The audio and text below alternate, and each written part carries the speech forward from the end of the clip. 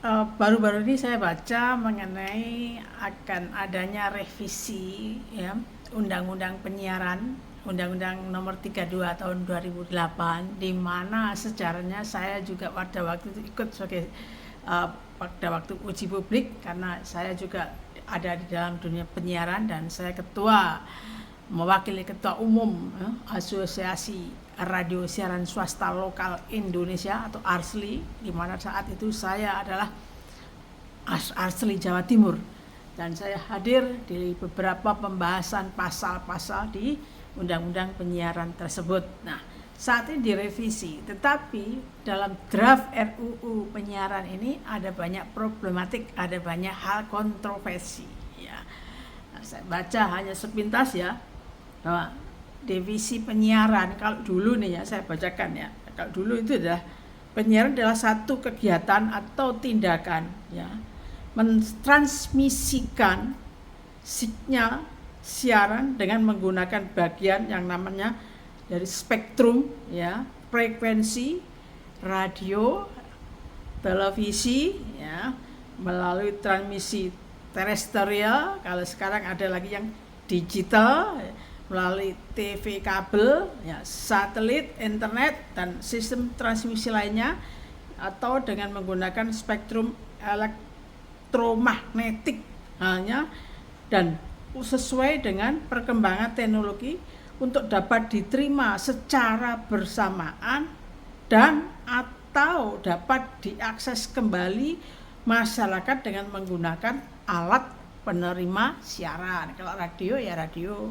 baik di TV, radio di mobil, radio di sawah ya, atau televisi. Tetapi untuk saat ini di RUU ini ya ada tambahan bahwa RUU penyiaran tidak hanya mengatur konten penyiaran konvensional, tetapi juga platform over the top atau OTT, yaitu seperti Netflix, ya, Prime Video, Disney Hotstar dan lain-lain, HBO dan lain-lain, itu nanti diatur dalam undang-undang ini. Bayangin, Anda tidak akan bisa nonton Netflix sembarangan nanti, ya, karena kontennya diatur, ya. Nah, isi siaran konten tidak boleh sembarangan, diatur oleh undang-undang ya. Pasti itu tidak boleh ada isi yang unsur pornografi, itu sudah standar prosedur penyiaran kan, unsur-unsur negatif dan lain sebagainya. Tetapi ada beberapa yang sangat kontroversial, bahwa saat ini KPI atau Komisi Penyiaran Indonesia ya diberi wewenang untuk yaitu menyelesaikan kasus jurnalistik. Jadi kalau saat ini undang-undang ini bahwa kasus jurnalistis ataupun itu semua yang berwenang adalah Dewan Pers, ya kan? Diselesaikan melalui Dewan Pers. Tetapi saat ini KPI ya, boleh menyelesaikan konflik jurnalistik. Nah, royoan gue mungkin ya. Ya. Dan karena selama ini kan kalau menurut pasal 8A ayat 1Q itu terus bahwa Komisi Penyiaran Indonesia KPI berwenang menyelesaikan sengketa jurnalistik khususnya di bidang penyiaran ya. Khusus di bidang penyiaran ya. Padahal Undang-Undang Pers nomor tahun 40 tahun 99 diatur bahwa sengketa pers ia ditangani Dewan Pers. Kan bingung ya. Kalau kita menyiarkan sesuatu melalui media siaran, ya siaran tadi kan sudah ada, maka yang menangani adalah Dewan Pers. Tapi saat ini KPI boleh menyelesaikan sengketa jurnalistis yang lewat siaran ya.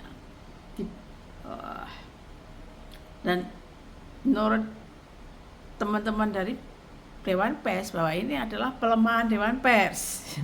Tadi saya sebutkan rebutan kue mungkin ya. Lalu di pasal 42, muatan jurnalistik dalam isi siaran lembaga penyiaran juga harus sesuai dengan SP3S kalau dulu, dengan P3 dan SIS kalau sekarang ya. Ya. Padahal di pasal 42 Undang-Undang Penyiaran tahun 2002, wartawan penyiaran tunduk kepada kode etik jurnalistik. Lalu ini juga kontroversi ya, antara Dewan Pers atau KPI ya.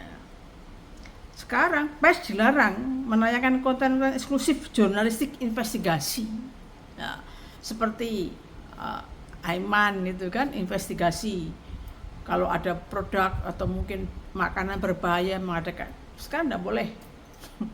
Dilarang. Terus bagaimana kita bisa memberikan pencerahan kepada masyarakat ya kalau kita hal-hal seperti itu dilarang. Jadi momen brutal menjelang kematian massal atau apa, mungkin momen brutal itu mungkin apa, demonstrasi yang wah, terus ada yang mungkin kena tembak atau mungkin kecelakaan yang terus luka parah sampai disiarkan, tidak boleh ya. Memang itu ada aturannya sih sebetulnya ya. Ya. Masih terkait tadi ya, pers dilarang ya.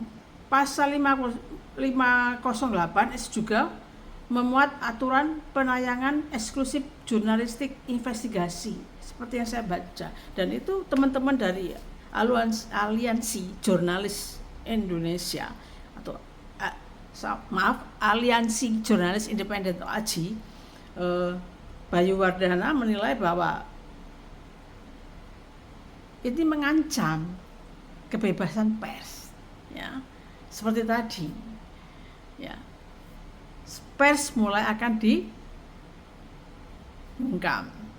tidak boleh menyiarkan investigasi dan lain-lain sebagainya.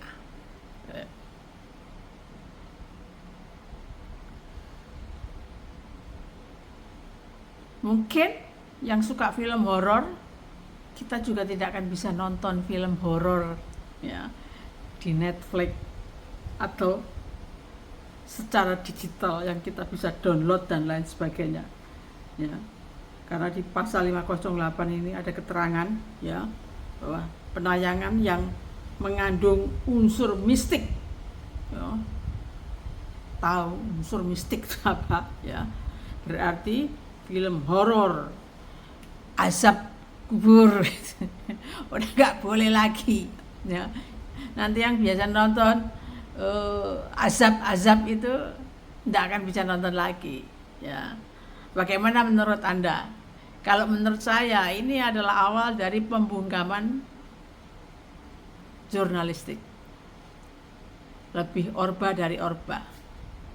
Nanti Tempo tidak akan bisa banyak bicara ya, akan dibungkam dengan undang-undang penyiaran yang baru. Oke, mari kita kawal. Kita lihat orang-orang jurnalistis, para jurnalis, mari kita kawal undang-undang ini, baca dulu draftnya ya. Jangan sampai lolos ya, karena harus masuk ke uji publik dulu. Terima kasih.